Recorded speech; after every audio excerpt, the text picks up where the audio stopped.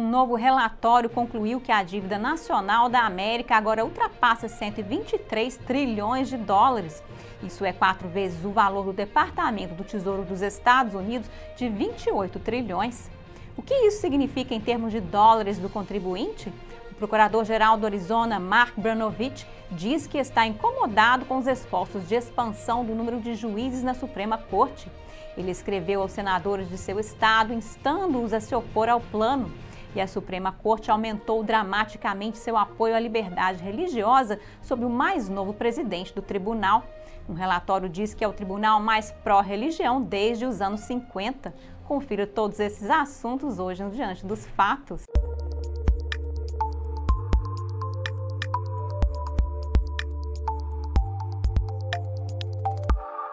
Olá, bem-vindo ao Diante dos Fatos, eu sou Marina Dalila. Está ocorrendo cada vez mais resistência contra a reestruturação do tribunal, depois que os democratas da Câmara apresentaram uma proposta para expandir o número de juízes de 9 para 13. O procurador-geral do Arizona, Mark Brnovich, escreveu uma carta aos senadores democratas do estado, Kyrsten Sinema e Mark Kelly. Ele disse a eles que a Constituição cria um conjunto único de freios e contrapesos para se defender contra a tirania. A reestruturação do tribunal quebra esse equilíbrio ao atacar diretamente a independência judicial. Brnovich disse que a história mostra que tentativas anteriores de expandir o tribunal não foram nobres. Ele disse, na verdade, essas ações equivocadas quase sempre tentaram contornar os princípios da Constituição em uma busca por mais poder. Brnovich observa que até a falecida juíza Ruth Bader Ginsburg se opôs à ideia. O mesmo acontece com o atual juiz liberal Stephen Breyer.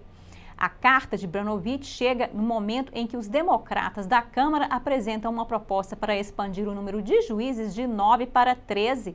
Expandir o tribunal em 4 cadeiras daria aos democratas cadeiras suficientes para superar a maioria conservadora da Corte.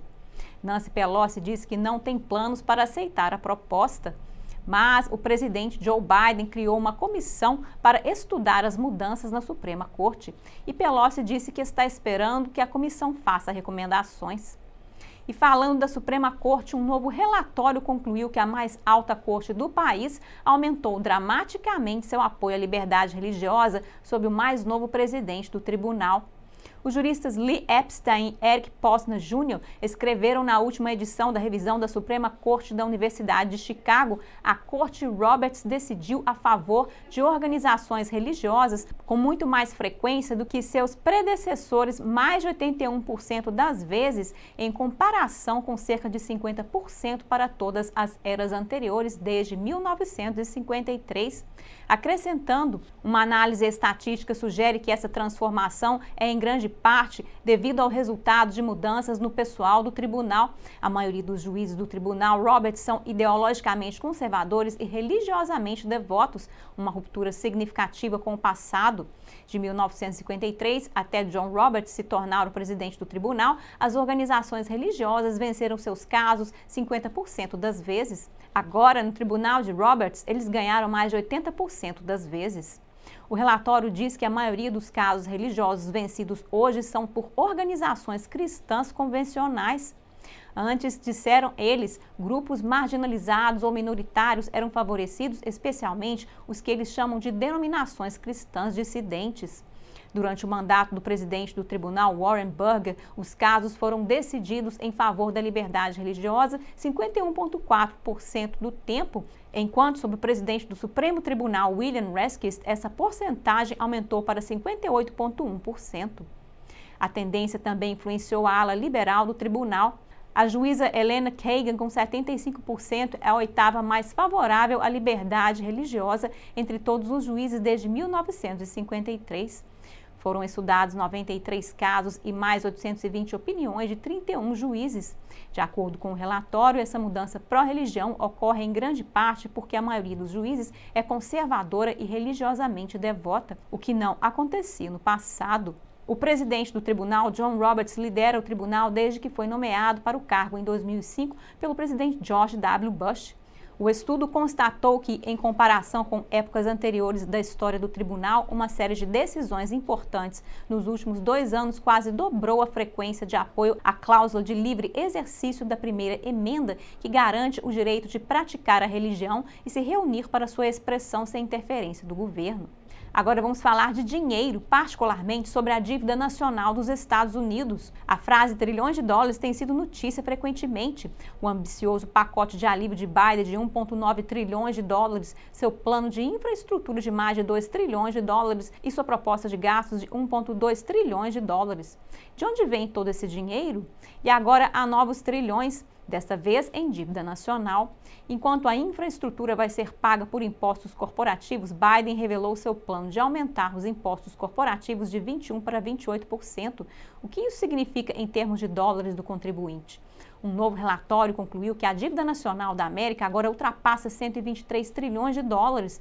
Isso é 4 vezes o valor do Departamento do Tesouro dos Estados Unidos, de 28 trilhões. A cifra oficial do Tesouro dos Estados Unidos é de 28,1 trilhões no final de março deste ano e cerca de 23 trilhões no ano passado. O relatório Financial State of the Union 2021 da organização sem fins lucrativos Truth in the Accounting, com sede em Chicago, revelou que gastos relacionados à pandemia e bloqueios adicionaram 10 trilhões no ano passado. Então, como isso se relaciona com a carga do contribuinte? Bem, 123 trilhões significam perto de 800 mil por contribuinte, enquanto a cifra oficial de 28 trilhões significa cerca de 180 mil por contribuinte. E por que os números são tão diferentes? O relatório declara: nossa medida de condição financeira do governo inclui ativos e passivos federais relatados, bem como benefícios prometidos, mas não financiados da Previdência Social e do Medicare.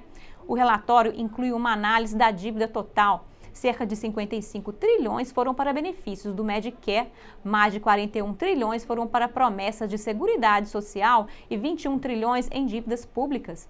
Isso significa dívida detida por indivíduos, empresas, governos estaduais ou locais, Federal Reserve Banks, governos estrangeiros e outras entidades fora do governo dos Estados Unidos.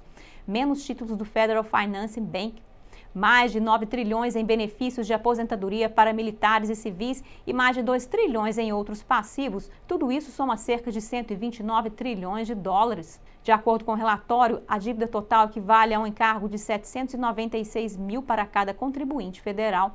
Com o governo federal, precisaria de uma grande quantidade de dinheiro dos contribuintes para cobrir essa dívida. Ele recebeu uma nota F por essa condição financeira. Os funcionários do Tesouro não incluem benefícios não financiados porque afirmam que os destinatários não têm direito a pagamentos futuros, apenas aqueles sob as leis de direitos atuais.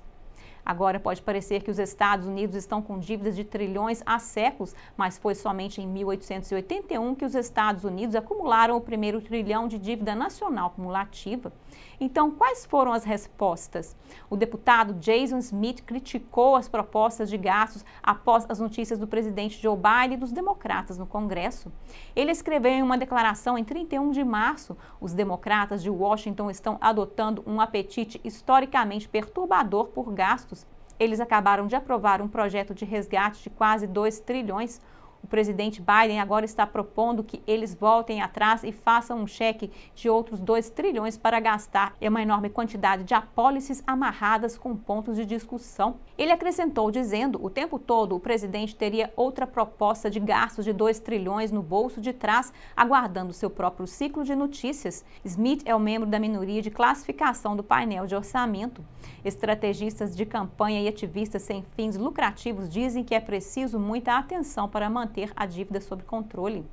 O ex-diretor de comunicações do líder da maioria no Senado, Harry Reid, Jim Manley, disse na época: em algum momento, ambas as partes terão que ter uma negociação séria a respeito da necessidade de colocar nossa casa fiscal em melhor ordem. E isso inclui impostos e gastos, mas não vejo isso acontecendo tão cedo porque nossa política é muito tóxica. A presidente da Truth in Accounting, Sheila Weinberg, disse que não é razoável depender do crescimento econômico futuro para resolver o problema da dívida.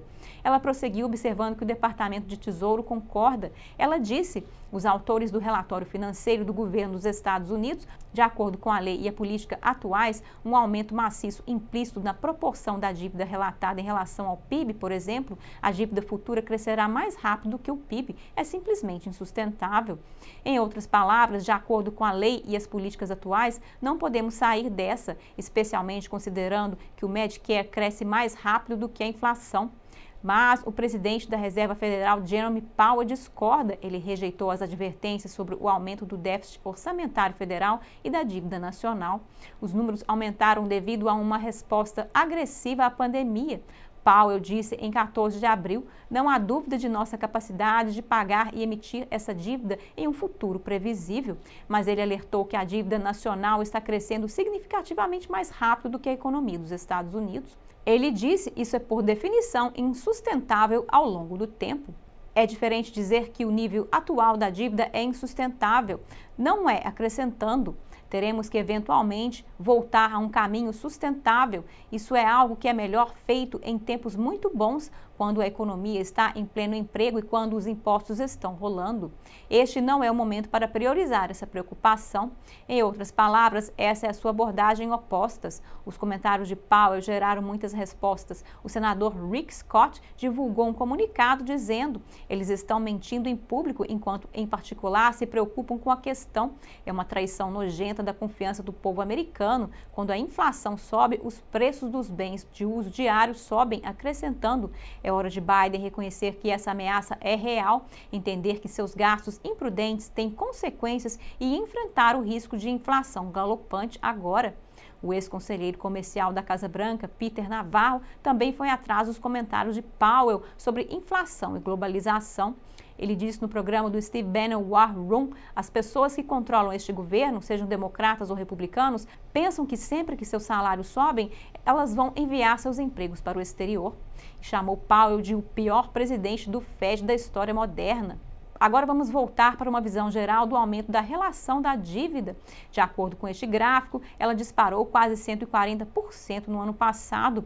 As sombras representam recessões. O aumento recente mais importante, a crise financeira de 2008, a dívida federal em poder do público atingiu mais de 100% no último ano fiscal. Mas não foi a primeira vez que isso aconteceu. A última vez foi logo após a Segunda Guerra Mundial. Mas dessa vez não há grande crise financeira ou militar. O Congressional Budget Office agora projeta que a dívida federal será de 107% do PIB em 2031, o nível mais alto da história dos Estados Unidos. Agora, os funcionários de Biden estão realmente preocupados com a inflação? Um artigo do New York Times, publicado em 13 de abril, revelou que os funcionários do governo Biden são cautelosos com relação à ameaça da inflação, enquanto desafiam publicamente as advertências sobre uma escalada de salários e preços ao estilo dos anos 70 que poderia paralisar a economia. De acordo com o New York Times, a Casa Branca está planejando distribuir o dinheiro para o pacote de infraestrutura proposto de 2,3 trilhões gradualmente, o suficiente para não provocar mais aumentos de preços imediatamente. De acordo com dados do Departamento do Trabalho, em 13 de abril, os preços começaram a subir no ritmo mais rápido desde 2012. O índice de preços ao consumidor subiu 0,6% em março, mais do que o esperado. Metade do aumento foi dirigido por um salto de 9,1% nos preços da gasolina. Os preços gerais ao consumidor subiram 2,6% em relação ao ano anterior, o ritmo mais rápido desde agosto de 2018. A recente projeção de inflação do Fed subiu para 2,4% esse ano, ante 1,8% projetado anteriormente, mas as autoridades esperam que a inflação volte a 2% no próximo ano, indicando que as pressões inflacionárias serão temporárias. Por hoje é só no Diante dos Fatos. Obrigado por assistir e até a próxima!